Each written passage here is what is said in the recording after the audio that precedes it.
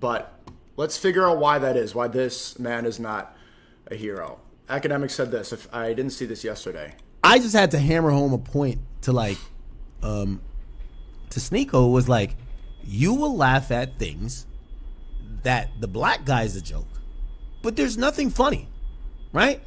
Like, there's nothing funny when it comes to these other people. There's nothing. You're right. There is nothing funny, right? Like, he's saying, yo, why don't y'all just look at these words?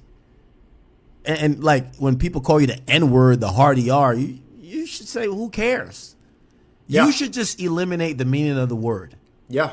Ironically, I go on Twitter today. You know? I follow. Yeah, you shouldn't act violently over a word.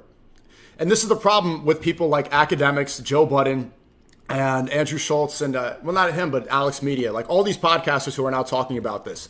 They are still on the subject about this word. They are still talking about this.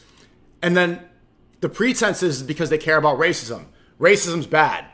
That word is a racial slur. It's hurtful. Racism is bad. But if you really cared about racism, you would think a sentence, you would think there would be some mention of Amin Abdullah, a man killed by white supremacists. You would think that that would be some topic of discussion, and it's not. It's not at all. And the fact that this is even brought up, academics is equating a terrorist attack that just happened to hearing a word. Doesn't it show how our priorities are messed up when it comes to this conversation about racism? Sneako is tweeting some shit out. I'll go on Sneako's tweet today. So if you don't know, there was an attack on a Islamic religious center, or I don't know if it was a mosque or whatever, and it was a shooter, some San Diego guy. So now they dropped a manifesto. So they went in there and like tried to murder a bunch of, obviously, Muslims. And they had a manifesto. Here what Sneako says. I read the 75-page manifesto. It's the dumbest Fed slob pushed after a terrorist attack I've ever seen.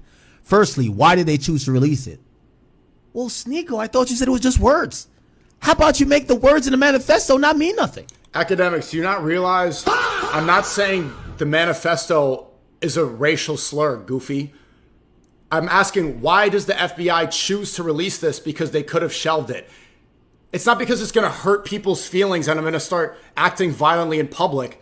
You have to analyze this situation and see why they decide to release this, but they shelve other manifestos. Why do they hide the Epstein files, but this one is released? Potentially, this manifesto is manipulated by the FBI in order to feed us information to control the masses, in order to push the conversation in a certain direction. Not get, oh no, this hurt my feelings. I don't know how to think.